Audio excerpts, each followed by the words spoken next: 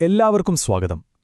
ഈ കാണുന്ന ലോകം, ഈ പ്രപഞ്ചം, ഇതൊക്കെ എങ്ങനെയുണ്ടായി എന്ന് എപ്പോഴെങ്കിലും ആലോചിച്ചിട്ടുണ്ടോ? ഇന്ന് നമ്മൾ ആ ചോദ്യത്തിന്റെ ഉത്തരം തേടിയുള്ള ഒരു യാത്രയിലാണ്. പ്രപഞ്ചത്തിന്റെ ഉത്ഭവത്തെക്കുറിച്ചുള്ള ആ ഇതിഹാസ കഥയിലേക്ക് നമുക്ക് കടക്കാം.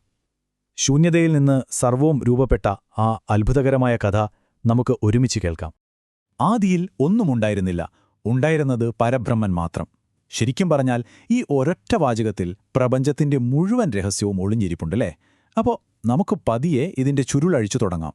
നമ്മുടെ കഥയുടെ ആദ്യ ഭാഗത്തേക്ക് കടക്കാം. ഒന്നുമില്ലായ്മയിൽ നിന്ന് എല്ലാം എങ്ങനെ ഉണ്ടായി, അതാണ് നമ്മൾ ആദ്യം നോക്കാൻ പോകുന്നത്. അപ്പോ എന്താണ് ഈ പരബ്രഹ്മൻ എന്ന് പറയുന്നത്? അത് വിവരിക്കാൻ കുറച്ച് പ്രയാസമാണ്. എന്നാലും ലളിതമായി പറഞ്ഞാൽ, എല്ലാത്തിനും കാരണമായ, എന്നാൽ സ്വയം ഒരു മാറ്റവുമില്ലാതെ നിലനിൽക്കുന്ന ഒരടിസ്ഥാന സത്യം. അതിന് ഒരു തുടക്കവുമില്ല, ഒടുക്കവുമില്ല. എല്ലാ സാധ്യതകളും അതിലാണ് അടങ്ങിയിരിക്കുന്നത്. അപ്പോൾ നോക്കൂ, ഈ ഒരു ഒഴുക്ക് എങ്ങനെയുണ്ടെന്ന്. എല്ലാം തുടങ്ങുന്നത് ഒരു ഇച്ഛാശക്തിയിൽ നിന്നാണ്, ഒരു സങ്കല്പത്തിൽ നിന്ന്. ആ സങ്കല്പം ഒരു പ്രകമ്പനമുണ്ടാക്കുന്നു. അതാണ് ഓം എന്ന ആദ്യ ശബ്ദം.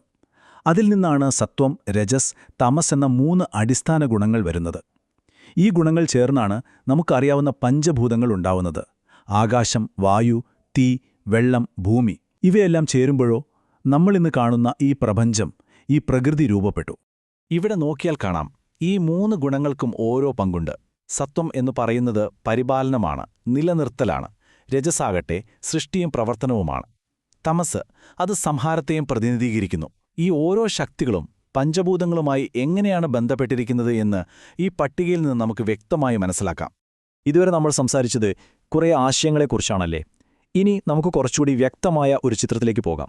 സൃഷ്ടിയുടെ ആദ്യത്തെ വേദിയിലേക്ക്, അതായത് ആദിമമായ ആ പ്രപഞ്ച സമുദ്രത്തിലേക്ക്. ഒന്ന് സങ്കൽപ്പിച്ചു നോക്കൂ. എല്ലായിടത്തും വെള്ളം മാത്രം. പക്ഷേ മുങ്ങിപ്പോകാൻ പോലും മറ്റൊന്നുമില്ല. അനന്തമായി പരന്നു കിടക്കുന്ന ഒരു രൂപവുമില്ലാത്ത ആദിമജലം.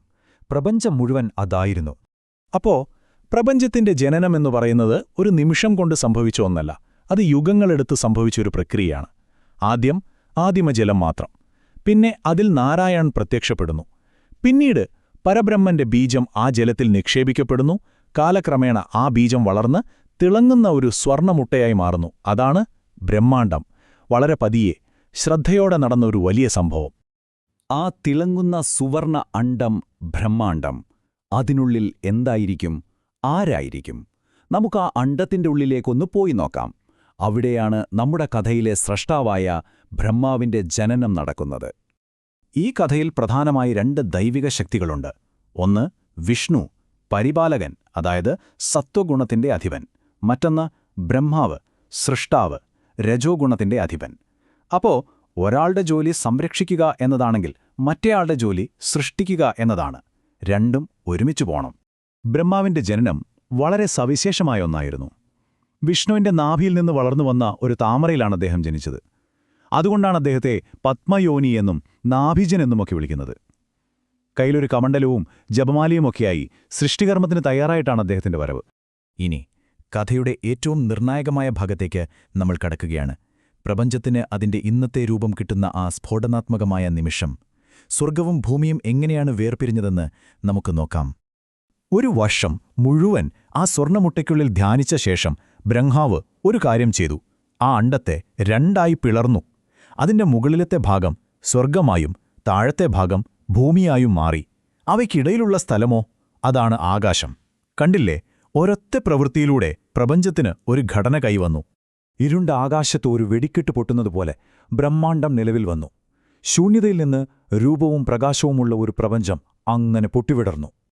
പക്ഷേ ബ്രഹ്മാവിന്റെ ഈ സൃഷ്ടി ഒരു തുടക്കം മാത്രമായിരുന്നു. അതൊരു വലിയ ചക്രത്തിനാണ് തുടക്കമിട്ടത്. സൃഷ്ടി, അതായത് സർഗം, പിന്നെ സ്ഥിതി, അതായത് പരിപാലനം, ഒടുവിൽ പ്രളയം, അതായത് സംഹാരം. ഈ 3ഉം ഇങ്ങനെ മാറി മാറി വന്നുകൊണ്ടേയിരിക്കും. ഒരവസാനമെന്നത് മറ്റൊരു തുടക്കമാണ്. ഇതെങ്ങനെ അനന്തമായി തുടരുന്ന ഒരു പ്രപഞ്ച നൃത്തം പോലെയാണ്. അപ്പോ സൃഷ്ടിയൊക്കെ ഗംഭീരമായി നടന്നു. പക്ഷേ കഥ ഇവിടെ തീരുന്നില്ല. എല്ലാം ഭംഗിയായി തുടങ്ങിയെന്ന് വിചാരിച്ചിരിക്കുമ്പോഴാണ് അപ്രതീക്ഷിതമായൊരു പ്രശ്നം തലപൊക്കുന്നത്. ഇനിയാണ് കഥയുടെ ഗതി മാറാൻ പോകുന്നത്. പ്രപഞ്ചം സൃഷ്ടിച്ച ശേഷം ബ്രഹ്മാവ് വീണ്ടും ധ്യാനത്തിലേക്ക് പോയി. ആ അഗാധമായ ധ്യാനത്തിൽ നിന്നാണ് അറിവിന്റെ 4 അടിസ്ഥാനശിലകളുണ്ടായത്. അതെ, 4 വേദങ്ങൾ. പ്രപഞ്ചത്തിന് നിയമങ്ങളും ജ്ഞാനവും നൽകാനായിട്ടായിരുന്നു അത്. പക്ഷേ ഒരു പ്രശ്നമുണ്ടായി. ജ്ഞാനത്തിന്റെ ആ 4 തൂണുകൾ വന്നപ്പോൾ അതിന്റെ കൂടെ തന്നെ 4 വിപത്തുകളും മുണപൊട്ടി. മഹത്തായ സൃഷ്ടി അതിന്റെ കൂടെ അപകടകരമായ ചില നിഴലുകളും കൊണ്ടുവന്നു. എന്തായിരിക്കും ആ അപകടം? നമ്മളെപ്പോഴും പറയാറില്ലേ, നല്ല തുടക്കം പാതി വിജയിച്ചുവെന്ന്. പക്ഷേ ഇവിടെ അത് ശരിയാകുമോ? ബ്രഹ്മാവിന്റെ ഇത്രയും മനോഹരമായ സൃഷ്ടിക്ക് തുടക്കത്തിൽ തന്നെ ഒരു ഭീഷണി നേരിടുകയാണോ?